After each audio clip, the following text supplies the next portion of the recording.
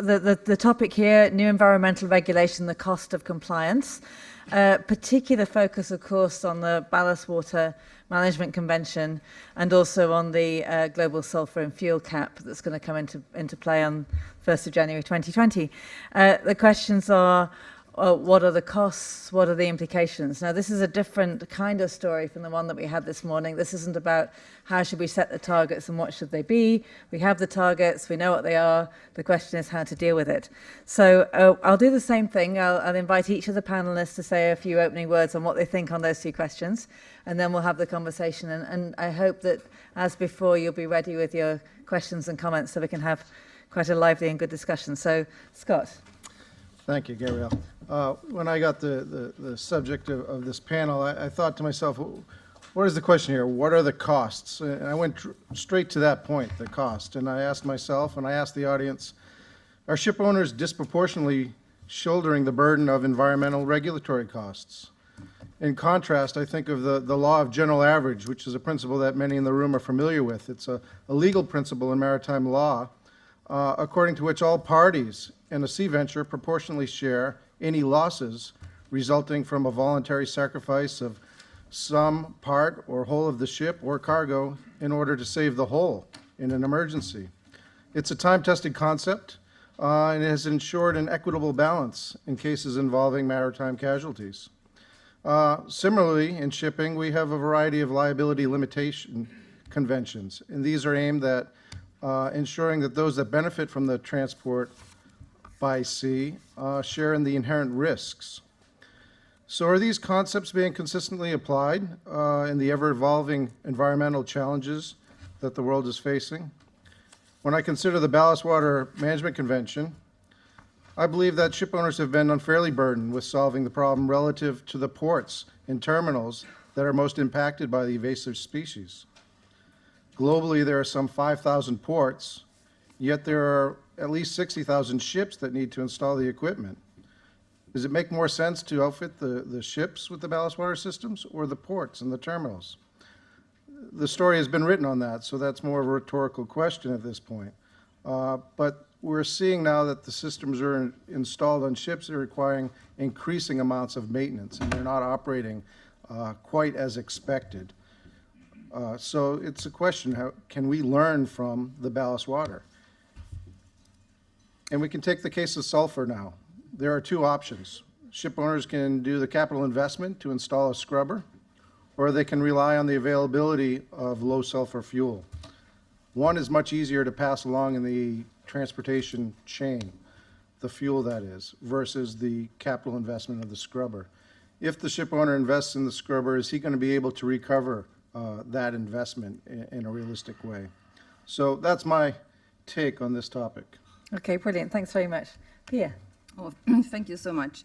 My name is Pia. I'm for the Swedish Shipowners. I spent 15 years before entering an IMO as a legislator, so I'm now working with the buts that we heard about in the last session.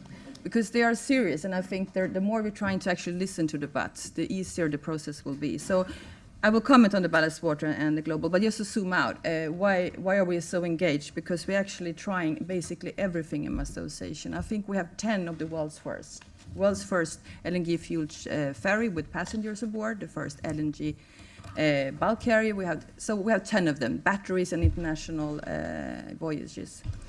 And is that because we are better than other people? Of course not. We had the sulfur directive coming into force in Baltic Sea. But what the ship owners did at the time was actually to take a step back and saying, okay, do we have to solve just this problem, or will there be more regulation coming on? Yes, there will in the Baltic. We will have a NECA, and we will also have greenhouse gas emissions coming. So that's the reason why many of them actually came together with 120 partners from the whole maritime industry, classification society, shipyards, to try to see what we could do. But coming back to the comment of my colleague, who pays for it? Okay, so far, all the projects in the Baltic Sea that you see that are green are paid by the EU money. Half of them private money. So the research money was there, otherwise it would not have happened. Now we're looking at financing it ourselves. So can we put down the capital costs to the transport buyer? I don't know if there's any transport buyer here, but no, you cannot, I can tell you. We have tried. You cannot put it on to the ferry customer. You cannot put it on to the logistic chain. It's impossible. So you have to bear the capital cost yourself. And that's the burden we have. So that's why I think many is using the more sort of operational increased daily cost. So I think if you're going to take the BAT seriously, this is the issue you have to solve, because the will is there. I mean, we do have 2 ships sailing on sail again, so you have to address this issue. There is a cost, and you cannot neglect that cost, and we cannot transport it. But what you can do, and the party I'm missing in all this discussion are the transport buyers, because we have found about 10 transport buyers that are willing to give us long-term contracts, 10-year contracts. But that they share the burden and the risk of making environmental legislation. And I do miss them a lot in this discussion, because someone has to be on our side and share the burden. And in that case, we are very innovative. We want to do this because not just the legislator, our society, at least where I'm coming from, requests that from us. We are still considered to be a dirty industry, not environmentally friendly. So we need to address this issue seriously. Either there's legislation or not, we're going to do it. But we need to have partners, and not just legislative partners. We need to have someone on our side trying to solve the real issue, going green. So there is a cost, but if you do it smart, you can actually cover the costs. Great. Thank you very much, Pia. Emanuele? Thank you. Despite this is not perceived, I think that we are clean and responsible. And I want to reassure John and everybody else that the improvement that we had in the business is not an improvement coming only from slow speed. That is part of the improvement. And I think it has been heavily overlooked. As far as my company is concerned, I can speak about the investment in retrofit that we have done in the last few years. It's about 200 million euro. And this has been also triggering a good result, I must say, because it's a lot of energy saving. It's all was done on 80 ships. We have introduced silicone paint with of the last generation, which has improved dramatically, even sometimes over 10%. The result of the reduction of fuel consumption and, of course, energy emission. Reblading, in some cases, the reblading gave over 20% result improvement with the latest generation of blades, and also with new systems like the Promalite on the rudder of the vessel. And of course scrubbers also that we have improved, but also jumbo-gizing certain vessels, because sometimes the lower beam coefficients is not right. And if you improve that by sometimes lengthening the vessel, you might even have a bigger vessel that consumes less than what was consuming before. So there are very interesting investment, and I said over 200 million. At the same time, of course, we have to invest for the future. And for the car carriers, the last 10 car carriers that we have ordered, the result is that we will improve another 100%. But as I said, 40 years ago, when I started my business, a 1,000 car carrier was consuming at 16 NOx 25 tons. Today, you can do the same thing with an 8,000 car carrier. So, and this improvement has happened every 10, 15 years. That the improvement was about 100%. The last vessels that we are ordering, they will have another improvement of 100% as far as the emissions are concerned. But for the vessels of the new generation, there we are looking at a more ambitious, of course, goal. And we are trying to build a vessel that is also with some batteries on board, at least as far as the emission import. And we will try to have zero emission import using our batteries. And we will generate our own electricity on board, so that practically we will not use the generators. And of course we will use also, through the compressor, we will produce some bubbles under the keel of the vessel that will give another, of course, Promalite, scrubbers, everything that it is possible. And we believe that we can have a significant improvement on this vessel for the future. So we are investing, we feel that we are very responsible, but when we say that we are responsible, of course, we are responsible for the environment. And to be responsible for the environment, I have 8 grandchildren. And of course, I hope that they will live in a nice green world. But at the same time, we have to be responsible about what we promise. And this is the problem.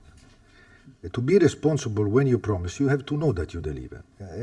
John, you said that if we don't deliver, then it's not going to be a problem, we can revise. But we would like to say the other way around.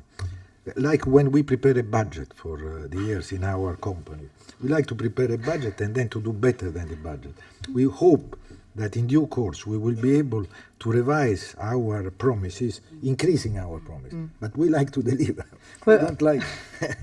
I understand, and I'm going to reel it back because that's really about the last panel rather than this one, because you already have the commitments for the ballast water and the low sulfur fuel. So just what do you think about the costs of that and how you're going to be able to manage those? You know, there are hundreds of systems, and what we would like to understand, this is also the degree of uncertainty that doesn't help the shipping industry. You know that the systems that will be accepted by the different authority in the different ports are not necessarily the same. And this is creating a lot of problems, because you might build a system which is good for instance, in Europe, but might not be good in the United States. And this could be, of course, devastating, because the vessel very often is operating in both environments. And this cannot be possible. So we would like that when these decisions are made, because we want these decisions to be made. So the same is the Hong Kong Convention.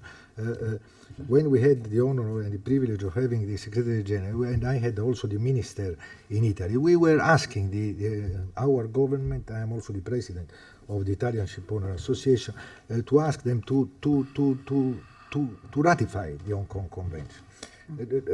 When we are scrapping according to the Hong Kong Convention, although the Hong Kong Convention doesn't exist. So we are doing sometimes even more than what it is required by the actual legislation. But of course, we would like not to have this uncertainty, and also to know exactly what we have to build and what toolbox. So the question is also, the toolbox will be acceptable or not? Is it considered what we take away from the scrubber in NOx? So it is only chalk, and it is okay that we can dump it into the water or not? Okay. Or will the scrubbers have to? So today, on this technology, and also from the point of view of the legislator, there is a lot of uncertainty. And this we don't need, because when we make our investment, also what we really need is a level playing field. And that it has to apply to everybody. Yeah. And when the law is done, it has to be policed.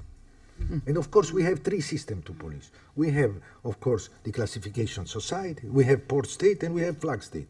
But through these systems, we have to control and to police, because it cannot be that someone who is not following the rules, then he's taking advantage from not following the rules. Sure. And of course, this is also equally very important. Thank you. Thanks. Jeff? Thank you, and good morning, everyone, and my thanks to ICS for inviting me to participate in this interesting panel. So when I saw the title of the challenge thrown out before us to talk about the cost of environmental compliance, so I started thinking about it, and I'm really thinking in kind of like 3 chunks. First, the chunk, and we've had people commented here before, is just the actual cost of complying. This cost for the fuel cap. You know, you hear figures of 10 to 20 billion over the life, and how much that's going to impact. The ballast water treatment systems, which is the other one, $1 million plus for the systems to be installed. So that cost is there. The industry's going to have to bear that cost. We understand it. They can mitigate it with scrubbers or other alternatives. But in essence, as Scott pointed out, that cost will be there. And Pia mentioned that it may or may not be passed on. I think ultimately it is passed on. Society has made the decision that it should be, so we have to pay for it. Then there's the issue of the cost, I think, to the industry is when they purchase equipment to meet these environmental standards, and this includes equipment that's type approved, whether or not it works. And whether or not it works from a performance perspective, and that it actually provides the environmental protection that it's supposed to, which is what us and the governments and the authorities are supposed to ensure. And there's also the issue of whether it is reliable and it works when it's supposed to. And I think the first one, I think primarily falls on us as authorities for approval to make sure that takes the case. But when it comes to working and being reliable, I think the industry is probably going to have to step and work with the manufacturers and the providers, provide the training for their crews and implement it, and they're going to have to bear that cost. But I do think that the biggest cost that the industry faces, and the previous speaker just spoke on it, is the level playing field and the enforcement throughout the world. I think that is, it has market upset that is dramatic, and it also penalizes those who comply. So I think that really has the potential of creating the biggest cost to the industry. And when it comes to that, I think that the governments and the industry have a shared responsibility. Certainly for the United States, I understand it's our responsibility to enforce it. But the truth of the matter is, if I look at the United States, we have 10,000 separate ships coming each year. They make 80,000 port calls. Even with the resources of the United States Coast Guard, it's very, very difficult for us to ensure that compliance is always occurring on all ships at all times. So I think that their obligation there is for the industry and the regulators and the enforcers, the port state control regimes, people you were talking about, is to try to come up with a scheme and things that can be done in order to make sure that there's good global enforcement. And I'm talking about perhaps increased transparency on ship emissions, whether it's ballast water, oil, air, making that information available to the port state control regime so that it allows them to focus in on those who don't report, so that they can perhaps identify those who are not complying, and we can get our resources forced on them. I think increased transparency on environmental discharges could be used to continually advertise the good story, which I think the maritime industry can tell about its environmental compliance. So those are the kinds of things that I would like to look forward and work with the industry on. And I also think that there's an opportunity for green awards to incentivize compliance and maybe reduce inspections and those kinds of burdens to reduce the cost on the industry in that fashion. So with that, I'll stop. Thank you. Katy. Thank you, and good morning to everybody. The cost of compliance is an issue that will always arise, and it's also clearly a major challenge. Some costs to owners and operators are the inevitable consequence of tightening standards, but it's equally important that when we develop those standards, that we ensure that a level playing field that international shipping relies upon is protected. To your point. Equally, we need to recall that for many issues, economic benefits do arise from environmental regulations, whether they be improved public health or by spurring innovation that drives efficiency in the sector. I've got a bit of a squeaky table here, I'm sorry. You can't hear it. Shipping, by its very nature, is an industry with split incentives. The decision to invest in equipment or design features that ultimately benefit the environment may need to be taken by someone who will derive no economic benefit from them. This poses a challenge when environmental compliance requires significant investment. Investments are made with the awareness of the economic life of a ship. Around the world, there are very few mobile assets that are expected to do 25 to 30 years of often hard service, and this can create an additional barrier to rapid changes that society expects. Shipping is a diverse industry, and often the environmental challenges will depend on the trade, from local air quality concerns in major cities to global challenges such as the need to address the transport of non-indigenous species. And as regulators, we need to ensure that the rules that we adapt work for deep water tankers, short sea shipping, dredgers, drill ships. Finally, the reliance shipping has on other actors in order to deliver environmental benefits is not something that we can discount. Whether it be equipment manufacturers, shipbuilders or fuel suppliers, a major challenge is ensuring actions are taken at the right level to maximise benefit and minimise disruption. But for the UK, we don't believe that this is insurmountable, and we have to be realistic as an industry. The public will not accept the status quo on issues that concern them. Excessive delay will result in proliferation of regional standards, and collectively, which was a lot of in the previous session, and collectively we have a responsibility to deliver an international shipping industry that delivers for the environment, the economy and our seafarers. Thank you. Okay, thanks very much. So everyone's talked about a level playing field. I think that phrase came up in more or less every case. And I understand that these are regulations that are inevitably coming into force. It's no longer a question of discussing if or when. We know exactly when. And so then the important part of it is how to ensure the right kind of application and enforcement. Emanuele, you talked about the danger of regional differences, and Katy, you did as well. What's the way to, Jeff had some interesting ideas about how to get around that. I'm just wondering, for each of you, what's the way to address the policing, the enforcement, the level playing field part of the story? Because that seems like a cost that's separate from the economic cost, but could still have a very heavy load. Scott?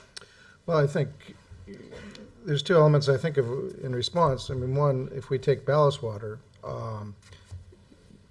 you asked me last night, why did Liberia ratify the convention when we did, and there's a long story to that we can get to if you'd like later, but the intent ultimately was to prevent unilateral actions and to have a global standard, and unfortunately not all countries accepted that, and the most significant case is the United States, where they are enforcing a separate standard. So we've created this very difficult situation for ship owners who will buy equipment that may meet the requirements of the IMO but don't meet the requirements of the US.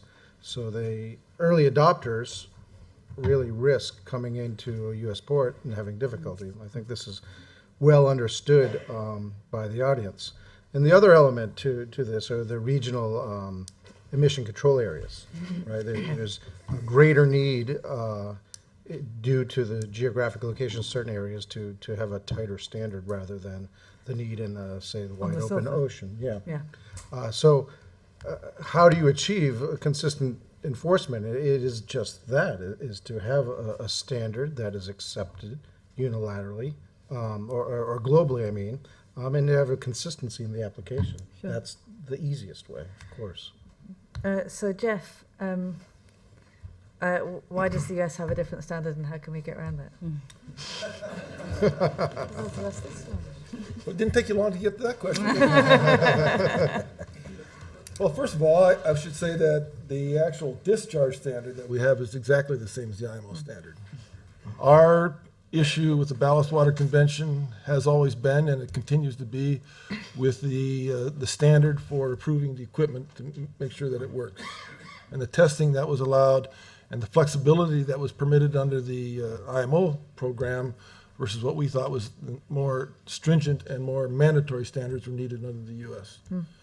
So Scott is actually absolutely right, and I'm sure everybody in the room knows that IMO approved equipment is not automatically accepted in the US.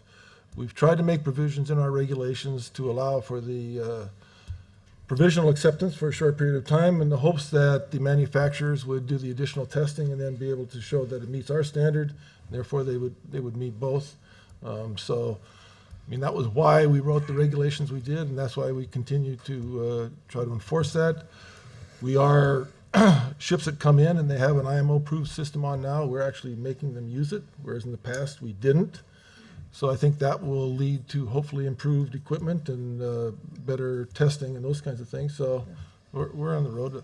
I would say that I don't think we're actually in contravention of the convention, but Sveining could correct me if I'm wrong, but I think the convention does allow countries to have more strict standards. So I suppose in the strictest terms, we probably could ratify the convention and claim that we're still in compliance, but we're not at that point yet. Okay, thanks, Pia.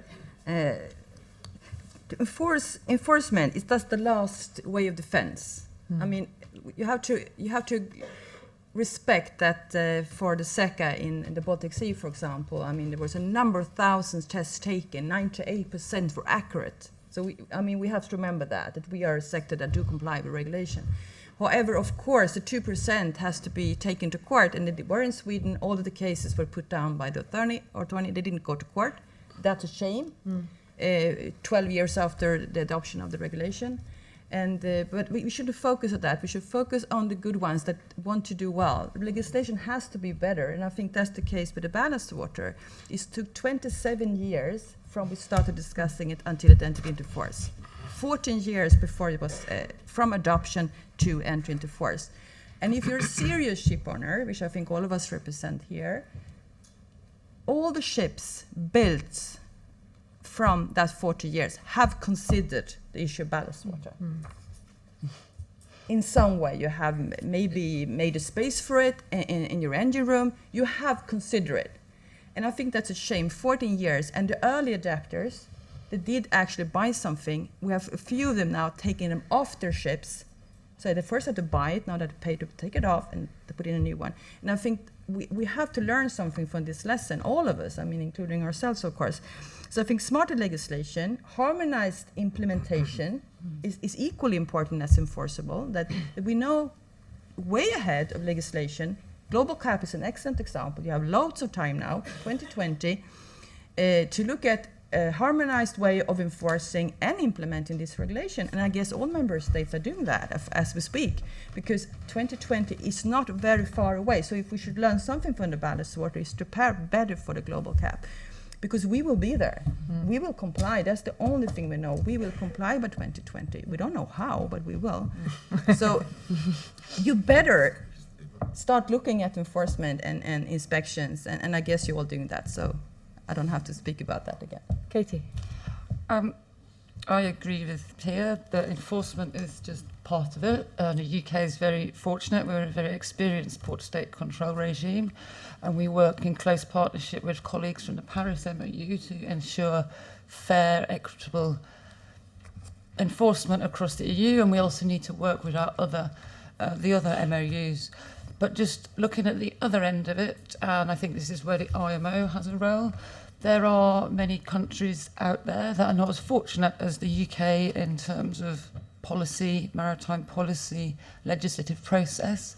And I think with the IMO Member State Audit Scheme coming in, using the IMO Technical Cooperation Programme, we can help those countries to up their game in terms of implementation.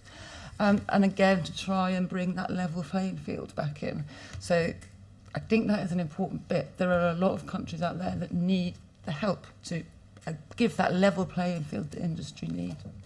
Sure, great. We're going to go straight to a couple of questions up here at the back. Where's the microphone? You have a microphone? While we're waiting, can I just say something while we're Please waiting do. for the microphone? It's on its way. Gentleman in the red tie and then the one in the dark brown suit. Go on. I was just going to say that I think on the enforcement side, I think IMO is looking at trying to come up with a scheme for globalized enforcement. I think your subcommittee is taking that on, isn't that right?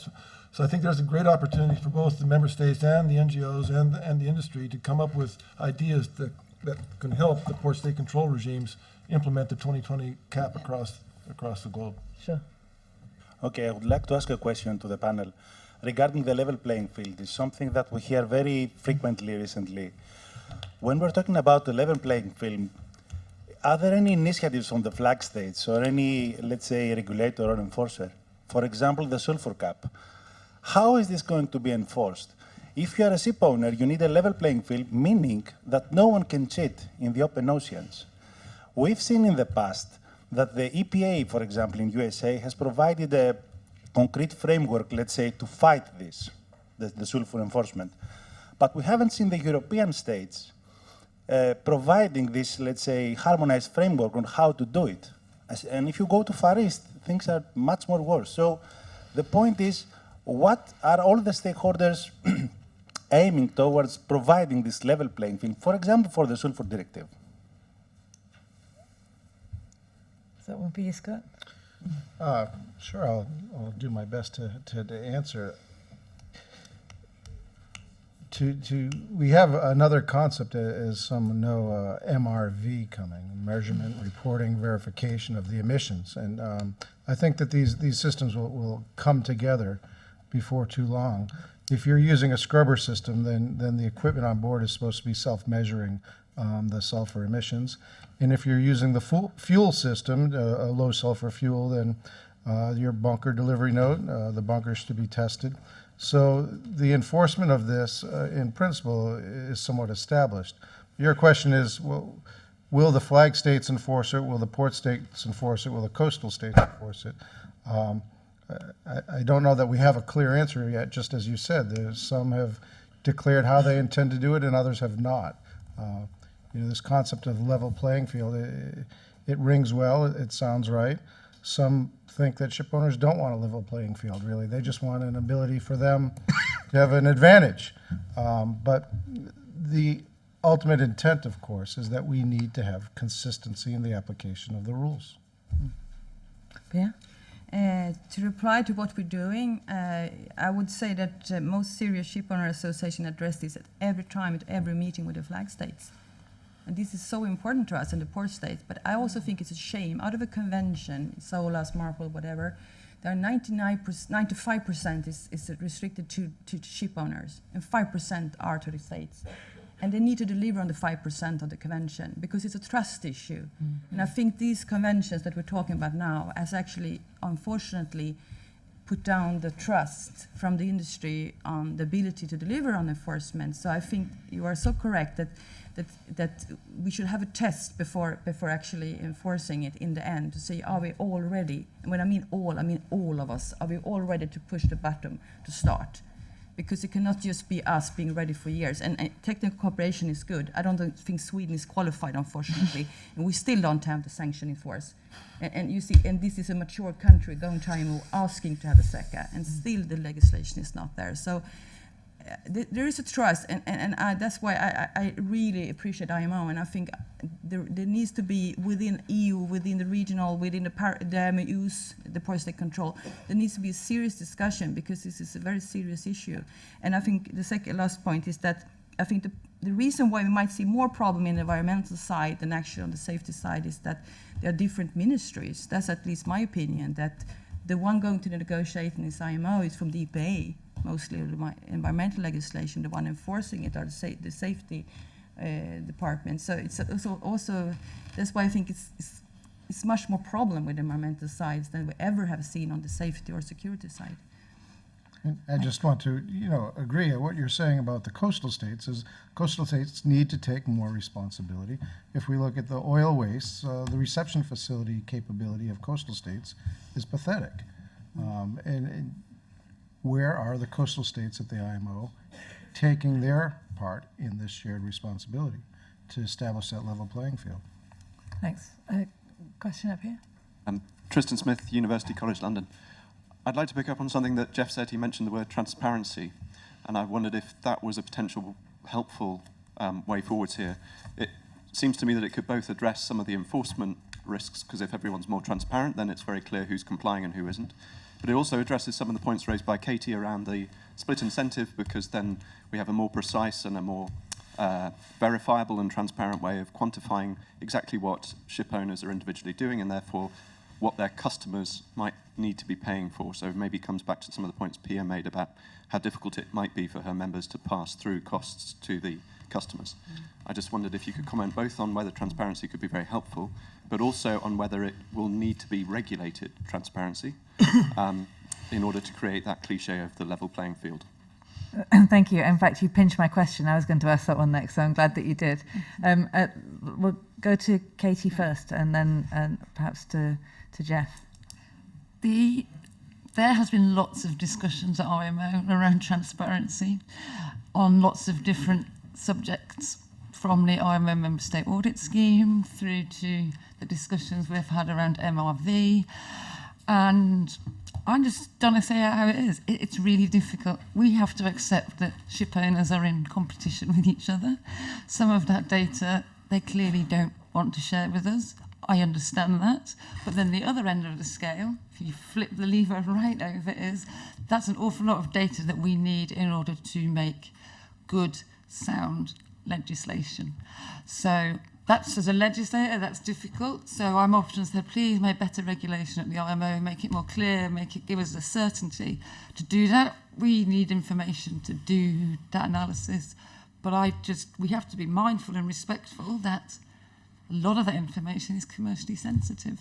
And you've been in those conversations. Yeah. Yeah, I think, when we first did, I think Annex 6, I think we did, on air emissions, we did talk about legislating actually continual monitoring and reporting, and we weren't able to do it on the legislative front. So I actually think at this point in time, it really is, it's just something that the regulators, which I include myself, and the industry should work on. I think there are obvious benefits. Katy's brought up the commercially sensitive information, but I think there are some real opportunities that the industry can take advantage of that can help the port state control regimes, the coastal states, the port states ensure that help ensure there's a level playing field by directing their resources in the right manner. I attended a number of events in London International Shipping Week, and they're all talking about the digital disruption and the data available, and I think that maybe this kind of stuff should be considered and how it can be taken advantage of to show and promote the industry while promoting also a level playing field. So I just think that's something we should work on together. I don't think it can be done on a mandatory stage. I think this is something the industry really needs to buy in on. Sure. Emanuele? I think the issues for us is first that we don't want gray area. We want that is either black or white. And we would like also to help to deliver a pragmatic approach in this. Because I think that our associations, they know what we're talking about. And together with the regulator, we can find pragmatic approaches for the information. And also, we have to see also who complies, who cannot comply. There might be a reason that a vessel in the middle of the sea, unfortunately, the scrubber doesn't work any longer. Then you have to inform, but you are not complying. Then you might have a fine, a small fine or something. But we have to see that who is not complying because he doesn't want to comply, or who might be in a situation that he cannot comply. There are two different things. So we would like that in all these cases that we can help and assist in also the regulators and also to avoid the gray area, because we don't want this gray area. Sure. And sometimes the way that things are written and compromised are to create a gray area. But especially in this field, we don't like this to happen, because in many of our countries is also penal law, is criminal law, if you don't obey. So we don't want this gray area. We don't want to risk. But to ask you on a question whether it should be transparency on the commercial side or maybe on the regulatory side, I think there's actually many transport buyers that requires you to be quite environmentally friendly. I would say way above any legislation. And that's also a benefit for the ones, the early adapters, of course. You might not get paid for it, but you get a contract, because this is now the minimal level. So that's what my first question in the first session was. The first thing is, we can make it viable for us, viable for everybody. It's good for the environment, it's good for the ship owner, it's good for the transport buyer. And that's what we should be looking at, and because that's a way. And the second way is what I think actually EU is doing. You often blame them for bad legislation, but they have one piece of very smart legislation on the sulfur directive, that if you don't comply, you actually get more inspection, which is costful for you as ship owners, and you eventually get banned. And that's a commercial cost, which I think is also a smart way of saying if you're a good guy, you have less inspection. So there's lots of these things that you can do. You could do it smart, that it benefits the good ones, and these are the ones we should be looking for. What can be done to get more of those long-term contracts and that kind of reassurance for early adopters, do you think? I think there's quite a few index going on among the ship buyers, and as soon as we can get them sort of maybe standardized or something that we know what we are looking for. Hong Kong has done a good thing with their, I don't know the name of the scheme they have had in ports with 0.1. There's a commercial scheme that you can sign up to. So there are lots of regional, I think, initiatives that are trying to push it up, not by legislation, but for commercial reasons. Sure. Earlier this year, I had the privilege and the pleasure of moderating a fascinating panel in Brussels, part of European Shipping Week, specifically on digitalisation and transparency. Your colleague Magda Violeta-Bush, the European Transport Commissioner, was on the panel too. And the very strong conclusion of that panel was transparency is inevitable. Mm-hmm. So it's not really a choice, or how can we use it, and the secrets are out. And it's actually very hard now to find a way not to have those data, even if you don't want them. So there is the issue, I think, of commercial sensitivity, but there's also the issue of secret's out, what do we do with it?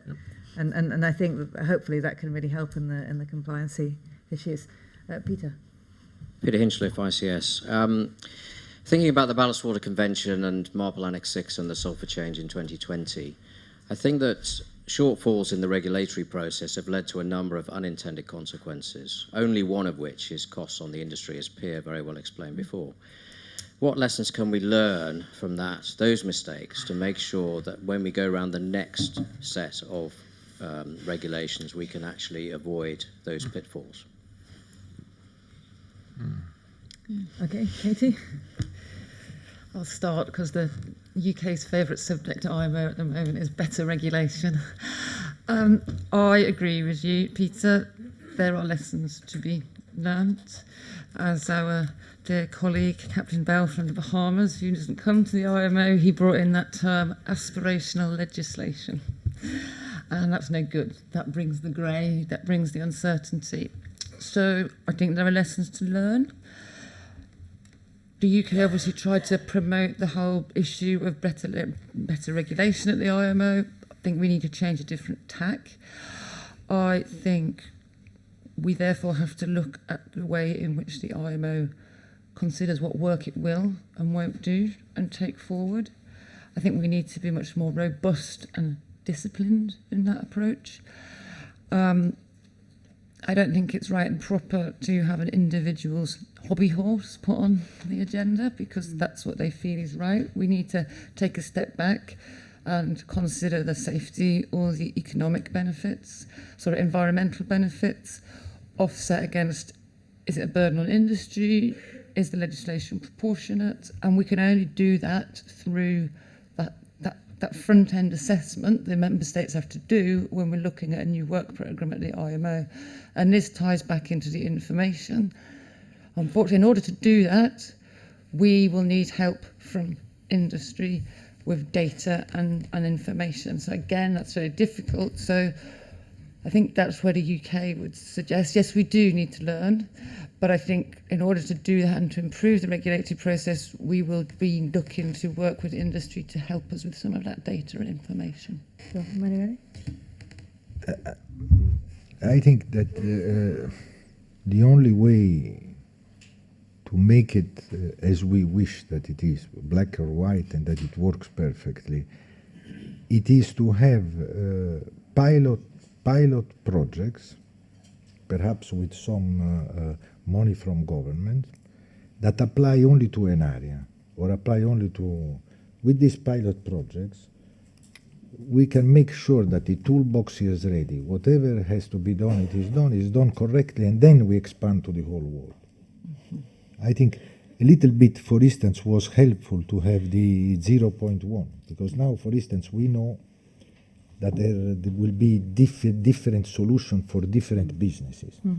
If you have a business, that you have to cross a river, most probably you can do it on battery, or very short, and during the night you can recharge the battery of your vessel. But of course, if you are in countries where the gas is available and cheap, because also a question of price, we have to find a sustainable solution, sustainable from the environment, but sustainable also from the competition point of view. And there are places where you cannot buy, or perhaps where the gas is extremely expensive. There are other places where you need the scrubbers. There are businesses where the consumption is so relatively small that perhaps it's better to go on gas oil. So there are different solutions for different cases. And this is what will happen, I think, and this is good, because otherwise we would have a high degree of speculation. If there was only one solution, and if everybody had to buy tomorrow the 0.5, you would have a huge degree of speculation from the refineries, because they are not ready. But, the cost, I believe that the cost is going to be outrageous in the beginning, 2020, but I'm sure that it will go down, because the cost to produce is not so high, at least from the information that I have, and from a couple of refineries today that they have it and they can give it to you, you can buy it relatively cheap.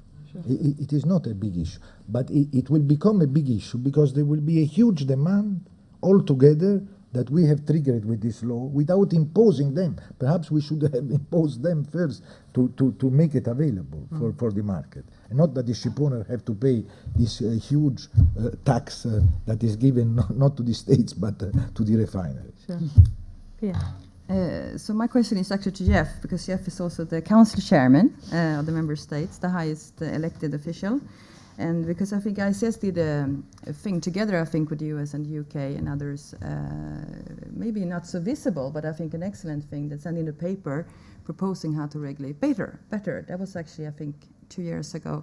So we are also very active in actually trying to contribute to a better regulatory process. So we do take responsibility, I think. So the question is, what is happening with the paper? I can help you there. Who's drafting that paper? Oh, it's the drafting group. I can help you. I'll help the chairman of council out, is my other role at the IMO. There's two bits here. So we've just reviewed the strategic framework, and we've come up with a new strategic plan for the IMO, 4 years of my life, which I hope the Assembly will approve, and we can look forward. It's a drastically improved strategic plan, I think, for the IMO, much more inward focusing on what the IMO should prioritise on. And there is a particular stream in that strategic plan that focuses exactly on this, better regulation, how we make legislation better. We are also working, the UK is working with some other people, I'm not going to land them in it just yet, to take on board some of the points that were made in response to the papers that we've put in, and we will be putting a comment paper in. And as I said, I touched upon that, we need to change tax, we need to strengthen existing procedures rather than trying to come up with something new here. Sure, thanks. Scott, any comments on lessons to be learned? Well, I think there's a lot of lessons to be learned from the ballast water debacle, as I call it. But I think at the core of it, and probably it goes right to what Katy's objective is, I think we have to develop standards that the world and the members of the IMO can get around together, so we don't have sectional, regional, unilateral requirements after a convention has been agreed upon. So the risk there is that the standard becomes a little bit lower, so you have a lower common denominator that is achievable. But we don't have to stop there. That's where we start, and just like we've done with the sulfur and the other levels, let's set something that's achievable, that everybody can agree on, and then move more aggressively from there.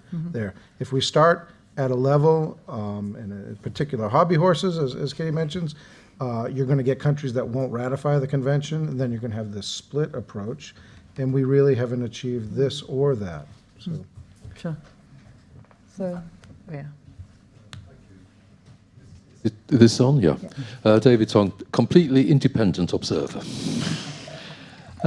There's been a lot of talk about the cost of compliance and enforcement on the level playing field.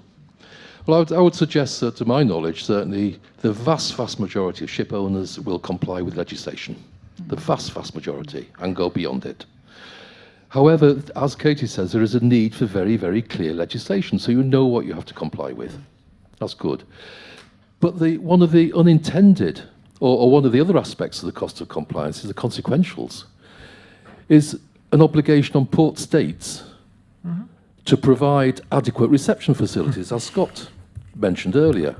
And it's how can you expect ship owners to comply with all the legislation and all the requirements when there is really a dire lack of adequacy in effective and suitable port reception facilities in many, many highly developed nations, not only just undeveloped nations. Thank you. Thanks. Scott, you started off by saying you thought there was an unfair burden on ship owners. Yeah, I mean, it's a shared responsibility. I mean, we're all benefactors of sea transport. And at the risk of going back to the last panel, there's multiple ways we can do it. We can stop global trade. That's not really in the global interest. So the global partners, those that benefit from seaborne transportation, should share in the burden. What's the way to achieve that? I think we need to find a way to pass this cost of regulation along the logistics chain in a more efficient way. And that implies going for fuel rather than scrubbers? Well, that's a technique that is maybe a little bit easier to pass it along. If the fuel cost is easier to pass on to the charterer, who's easier to pass on to the beneficial cargo owner, who's easier to pass on to the consumer, as opposed to a scrubber where the ship owner makes a capital investment and he may or may not be able to realize a contribution through charter rates. What are other ways to pass on the costs, or to share the costs is maybe a better way of putting it? Anybody? I had this example with sometimes longer contracts, because then we at least know we're going to have an income for 5 years. We are certain we have an income. And so we have found that to be, especially with the lower value goods, which don't have a high rate anyhow. So that's been working for us. But can I just give you an example of a question? Because I have a recent example from last week in Stockholm Port. They want to discharge black water there. They've done it for years because we have a directive saying that we should discharge all the dangerous materials. They cannot now from, I don't know which date, take it anymore because the directive, EU directive on working environment for port workers saying they cannot handle it. So we cannot discharge it, we cannot discharge it in the water, we cannot discharge it on land. And these are, I agree on you, these are the actual reality of life. It's not, this is what we deal with in the Shipowner Association, trying to help people out. I mean, I'm trying to comply. I have a ship owner trying to buy a ballast water system that the Italian flag state don't approve on. It's good for us. I mean, it's good for Shipowner Association, I tell you so, but it's a disaster, I think, that we have to spend time, that people that want to do well, as you were saying, cannot do well. And I think that's what's really sad. What's the way around that? What's the answer? What could potential solutions be? You have 2 minutes. She just made. It's a French ship owner, and I spoke first to the classification society, which is also Italian, and apparently it has nothing to do with the classification society. It has to do with the flag state, and this is only because it is not approved that material yet in the flag state, because now we have different systems, and it should have been done this by who is building the material, who is building the toolbox, has to get the approval in every member state. It's not possible to get an approval directly from IMO. This is, for instance, do you understand that everyone who is building this machinery has to get an approval in every member state? It's very cumbersome for a small company. Let's suppose that this is a big company, and I think they will get the approval very soon, and I'm sure this vessel will be approved. But if it is a small company that is producing this toolbox in one nation, it's not easy for them to get the approval in every member state for this toolbox. So it is complicated. I think so. I'm hearing from all of you this sense of the need for better connection in terms of better legislation, better collaboration, and I suppose that's particularly the case in terms of the low sulfur fuels. Emanuele, you already brought up the comment that you think that the price is going to be very high on the 1st of January 2020, and what about the requirements on the refineries or on the fuel providers? So I've got a question for all of you, which is the shipping industry is already inherently collaborative and interconnected. That's the nature of the beast.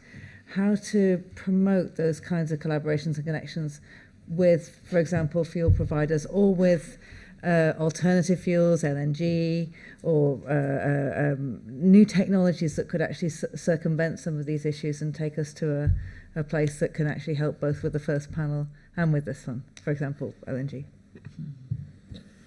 As I said, I think this one thing that helps is that we have multiple solutions to different problems. And that is very much market orientated, but market is not a bad word.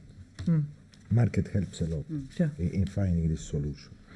And because if it would be, and also unfortunately the time is necessary. You see, for why this toolbox was not yet approved in Italy. Time. It's a question of time. So you cannot have abrupt laws without preparing them. And also, it has to be clear, because nobody knows what will be the law in Italy for the toolbox to be approved. Because, as we said, there is a degree of uncertainty in every different state of how and what they want for the toolbox. Jeff, same question. Yeah, well, I think, maybe the crux of the problem, or one of the difficulties, is that, we're legislating the requirements on the ship owners. We're requiring them to comply. We're requiring them through the business process to drive the market in order that the fuel is available. The fuel suppliers have questions on how many scrubbers are going to be installed, how much LNG is going to take over. So, the IMO has provided the certainty of what the standard is. I don't think the market necessarily is as comfortable with the certainty of what they need to provide and make the investments.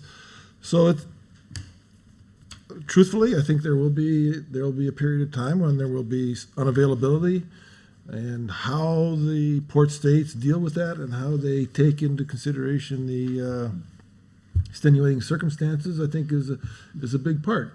I don't think you can give a free pass for non-compliance, but I think you do have to take into consideration the effort made, the contracts were tried, those kinds of things, so that whatever penalties are legislated, that they are considerate of all the situation. Sure. Katy? I touched upon it in my opening gambit. We rely on a lot of other people to deliver the environmental compliance that the world is looking for us to do. And again, picking up on what Mr. Grimaldi has said, we need a suite of solutions to meet environmental compliance, which ship owners and operators can pick on depending on their circumstances. But I have to say with Jeff, I don't really have much power over those refineries, especially when they're not in the UK. That is the bottom line. So again, picking up on the point that was made, we as port state control or coastal states, there's no excuse for not aiming to comply. We have to comply. There's no excuses. But there needs to be a period of pragmatism. And that, for example, in the UK, with our ship owners, I'll use an example, the ballast water. If a ship owner comes to me and says, I've ordered a piece of equipment, here's my receipt for the dry docking that's going to be booked and I'm going that date, then I'm going to show pragmatism. But if they tell me, I'm sorry, we've not booked equipment, we've not booked a dry dock, they won't get the same pragmatism. So, and with my guys, what I'm trying to do is, in the UK, what we need to do is make the carrot bigger, and especially with the environment side, I think you have to make the carrot bigger and the stick smaller. But make sure the stick's still there. Yeah. That's never going to go away. Mohammed Shafiq from Southampton Solent University. We always say that shipping industry is very much integrated in IMO and all that. But, and we are worried about the cost of compliance and the carbon emissions, etc. There is one thing which is the carbon volatile organic compounds, which is VOC emissions, has 27 times bigger carbon footprint.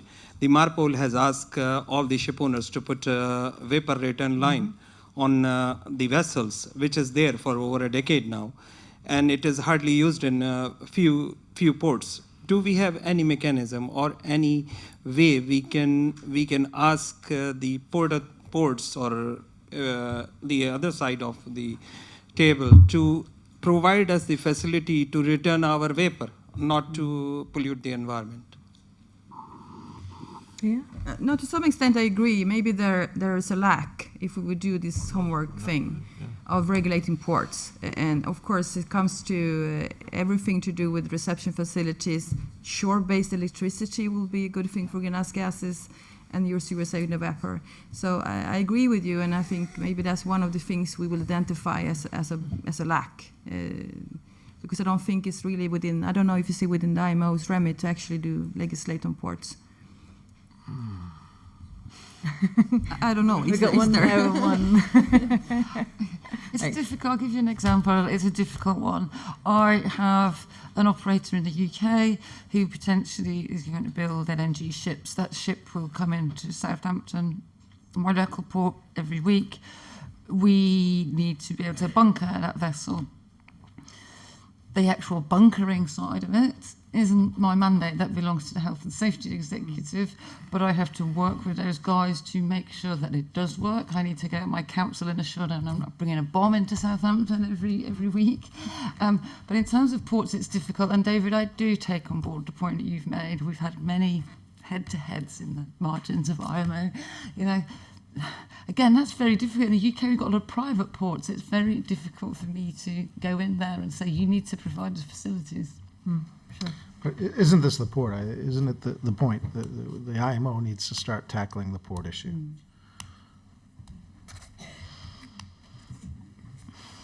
Jeff? Well, I think there is probably something that can be learned, or at least you can take away from the International Ship and Port Security Code. I mean, that there is some legislation on the port side there. So I don't think that it's impossible, but I think for many countries where the ports are a private enterprise, they're not government enterprises, they're not legislated. I know in the U.S. it probably would require some special legislation, so that would make it even more difficult for us to do that. But is it out of the realm of the possible? No, I don't think so, and perhaps it is something that needs to be considered moving forward. I mean, we talk about level playing field, but it's inherently unlevel when the participants in the process are not all playing. So countries who want to be part of global trade, they have a responsibility on the coastal side. You know, but the ships don't have to deliver it, and then you could force the market. Ouch. I'm not advocating that be done. I'm just saying that would be a rather draconian way of trying to. I think a different way, Scott, that we could look at it that the IMO could work on, and the SG's talked about this, is I think if we say regulate the ports, there'll be this. So maybe the different approach would be regulate the ship-to-shore interface. Yeah. You know, that would cover things like the port waste reception facilities, the cold ironing. Yeah. So I think if you looked at it from a ship-port interface as opposed to regulating the ports, I think we could make leeway on that one. I think that's constructive, yeah. Great, thanks. Angus Frew, BIMCO. We heard a moment ago about pragmatism in enforcement. And does the panel believe that we can do that? Maybe in ballast water treatment systems where it's a one-off cost to put the equipment on board ship, but with the sulfur position where there's going to be hundreds of dollars a ton price difference, of course the less scrupulous ship owner will be looking for a very commercial, pragmatic solution to not finding low sulfur fuel, and will benefit enormously commercially from that. Thoughts, comments?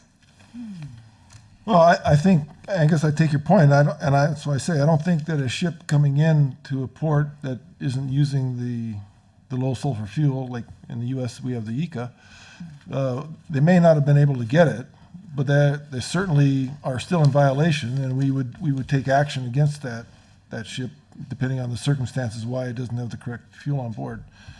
We could even look further on whether or not they ever had the fuel on board, whether their records show they purchased it, whether their logs show they consumed it, and you get into issues of falsifying logs and those kinds of things, which can lead to some rather dramatic enforcement actions. So I think that, from the U.S. perspective, we're prepared to do that, and I think other countries also. That said, I think every violation has its own circumstances, and it all has to be considered together. So. Sure. Pia? I don't have a personal opinion, but I know there are thoughts out in the shipping sector that maybe you should ban some fuels. Only have the compliant fuel available. And compliant fuel can then, of course, be heavy fuel only if you have a scrubber. So, but this needs to be addressed at some point. Because as you say, of course, if you have one port next to each other and one don't supply you with the compliant fuel, there will probably be more vessels calling on that port because that will save you a lot of money. So I hope this is one of the things you have to address, I would say, for the port states. I think that it could be easily found a solution. For instance, if the ship owner was in the impossibility to find and is declaring this, he should pay a fine that is the fine equal to the difference of the price, and he goes on, because why you can, if he was in the impossibility, should he stop the trading?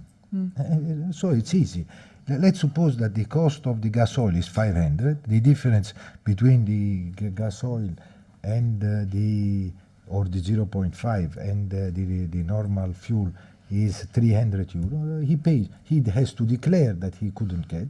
He will pay somewhere the difference of 300, and then I think that this would solve the problem in case he is in the impossibility. Or we have to find also a fine if, for one reason or another, a shipowner is in the condition that unfortunately the scrubber is not working and he's in the middle of the sea. What has happened? I think all these things have to be found, and there must be found a solution. But I think this is why I'm sure that if we shipowners are cooperating with the regulators, and also this is why it is good that we meet together and we have these conferences, I think it is to find solutions also for the impossibility to comply. Sure. I think we're coming towards the end now. I just want to give each of you one last opportunity to make a comment before we close. And in the context that this has felt like a very concrete and constructive conversation and very specific, and I'm enjoying that very much. And I guess what I'd like to know from each of you as we finish is just how do you see the different interrelationships going forward to bring these legislations into play and to continue on, perhaps even connecting to the last panel, so the regulations that will come. Katy? Give me that difficult one first. Yes. Everyone else gets time to think about it. Okay. There's two sides to this. For example, it goes back to the pit that I made about the carrot and the stick. I've seen it from when I was doing port state control through to now. I do believe the world is changing.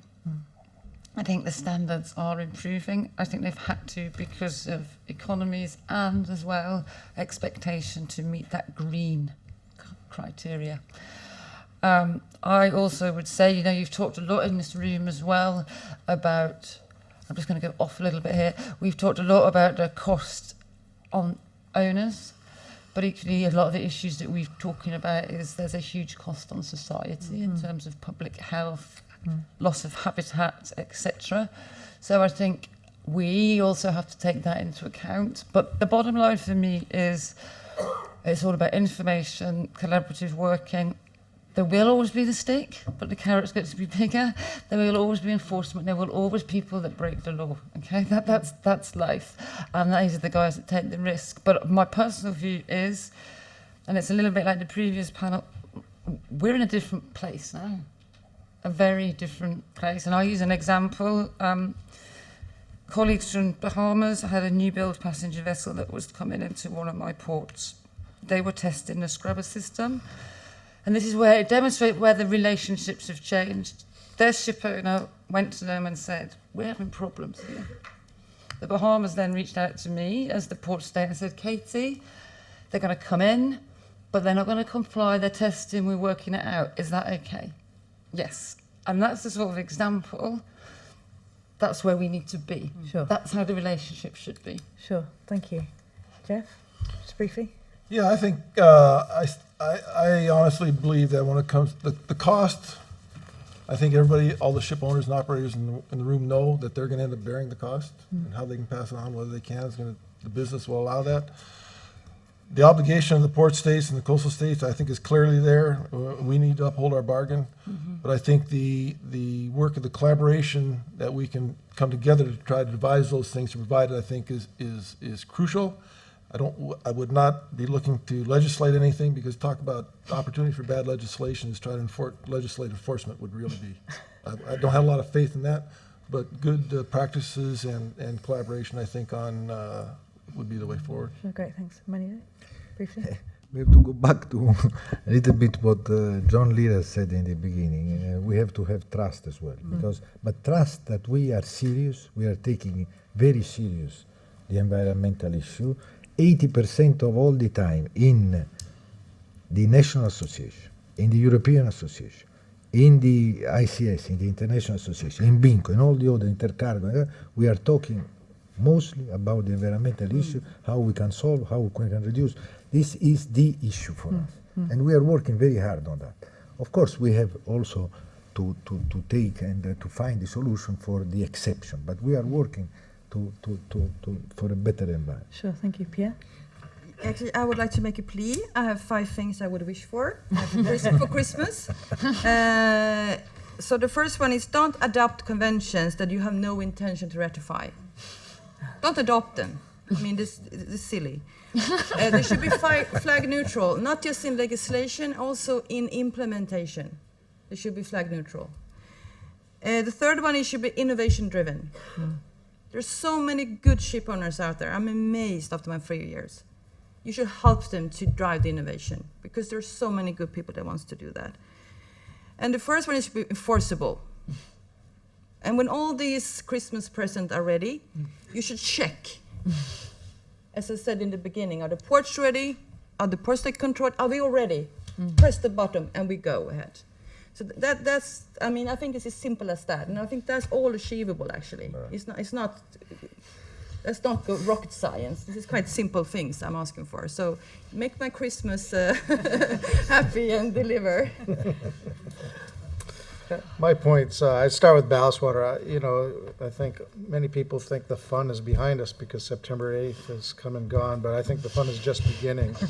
The equipment and the technology really isn't there yet, but it will get better. And as Jeff had mentioned, starting to use this equipment, it's going to force improvements to the technology.